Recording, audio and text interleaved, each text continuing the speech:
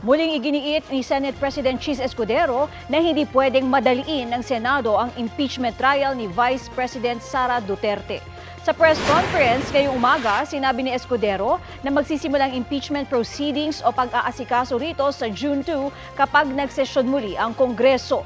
Marami raw kailangang linawin sa rules of impeachment para tiyaking patas ang paglilitis sa lahat ng panig. Hihintayin daw niya ang desisyon ng Korte Suprema sa mga petisyong inihain kaugnay sa impeachment. Sumakot din si Escudero sa sulat ni Senate Minority Leader Coco Pimentel at iba pang nagbigay diin sa salitang forthwith o agad na dapat simulan ng impeachment trial. Ang nakalagay sa rules ng Senate shall proceed with trial forthwith.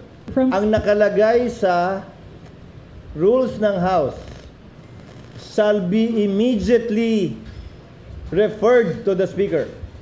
Pero 2 buwang inupuan yan ng mga congressman.